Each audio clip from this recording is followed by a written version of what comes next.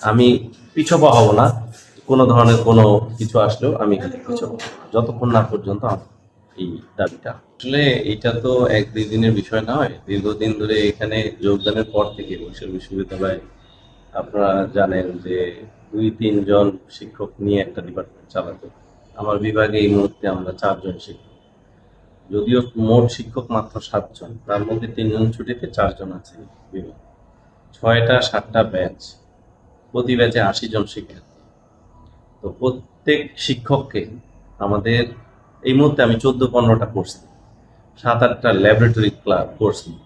তো এগুলো নিয়ে এইরকম কষ্ট করে যদি আবার এসে প্রত্যেক পর্যায়ে এইভাবে পদবঞ্চিত হতে হয়, তাহলে এর থেকে আর আসলে অসম্মানের আমি মনে করি আর কিছু নেই।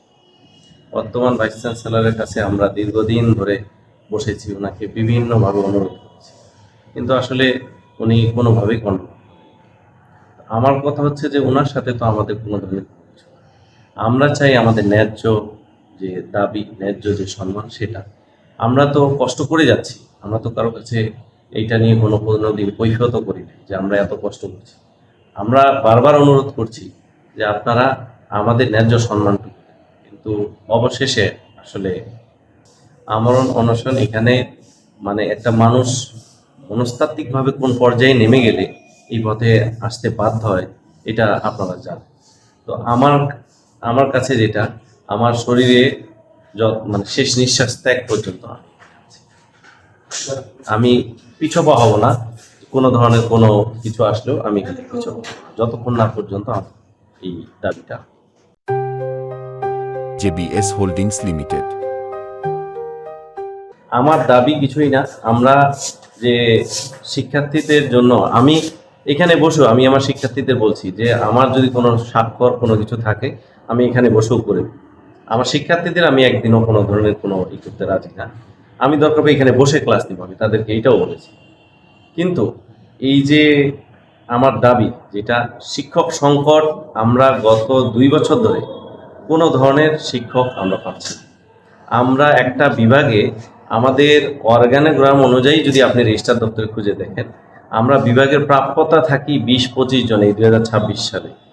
সেখানে ৪ জন মাত্র শিক্ষক, ৫ জন মাত্র, অনেক বিভাগে ২ জন শিক্ষক। কিভাবে সম্ভব?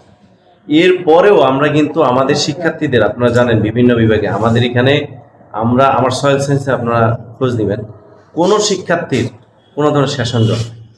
তাহলে আমরাও তো মানুষ। এরপরে যদি এসে আমাদেরকে, আমি এলিজেবল হয়েছি প্রফেসরের জন্য গত ২৪ সালের অক্টোবর মাসে। সেটা নিয়েও আপনারা জানেন কিছুদিন আগে উনি বিভিন্নভাবে ভুল তথ্য সবার মাঝে ছড়িয়ে দিয়েছে। আমার কাছে সমস্ত ডকুমেন্ট, সমস্ত কাগজপত্র আছে। কারো আপনাদের যদি কোনো বিষয়ে সন্দেহ থাকে, কোনো ধরনের জানার থাকে, সেগুলো সমস্ত ডকুমেন্ট আমার কাছে আছে, সেগুলো নিয়েই আমি বসছি। আমার দাবি যে আমাদের বিশ্ববিদ্যালয়ে এই গত ২-৩ বছরে যত সংখ্যক আমাদের পদবঞ্চিত আছি, আমাদের ন্যায্য প্রমোশন পাচ্ছি না, আমাদের সকলের প্রমোশন, আপনি জানেন যে ৬ মাস হয়ে যাচ্ছে বোর্ড হয়েছে, সিন্ডিকেট দিচ্ছে না। আবার অনেকে ৩-৪ বছর মানে এলিজেবল হওয়ার পরে চলে গেছে, তাদের বোর্ডগুলো বসছে না। এতে করে আসলে আমরা আমাদের কতটুকু দিব, কত দিন ধরে দিব, আমরা আসলে ত্যক্ত হয়ে গেছি। বারবার অনুরোধ করে, বারবার ওনার কাছে, আপনি জানেন ওনাকে আমরা 5 দিনের ডেডলাইন দিয়েছিলাম। উনি আমাদেরকে বলছে যে আমি, এরপরও আমাদের একটা পক্ষ ওনার সাথে যোগাযোগ করছে যে আপনি অন্তত কি হয়েছে না হয়েছে কি করবেন জানান। উনি বলছে শিক্ষকরা আমাকে ডেডলাইন দিচ্ছে, আমি ডেডলাইনের মধ্যে কারোর সাথে বসবো না, কথাও বলবো না, ওদের যা খুশি করবো। আপনি বলেন, একটা বিশ্ববিদ্যালয়ের প্রধান, ওনাকে আমরা পরিবারের প্রধান মনে করি, তিনি যদি এই ধরনের কথা বলেন, তাহলে আমাদের যাওয়ার জায়গাটা থাকে। সেই জায়গা থেকে আমার দাবি যে যে সমস্ত সিন্ডিকেটের জন্য যে সমস্ত প্রমোশন অপেক্ষা করছে, তাদেরকে দ্রুত সিন্ডিকেট করে তাদেরকে যোগদান করানো, এবং যেই বোর্ডগুলো এতদিন ধরে থেমে আছে সেগুলো দ্রুত বসিয়ে তাদের প্রমোশনের ব্যবস্থা করা, এবং শিক্ষক সংকট কাটানোর জন্য দ্রুততম সময়ের মধ্যে নতুন শিক্ষকের সার্কুলার দিয়ে এবং সেই নতুন শিক্ষক যোগদান।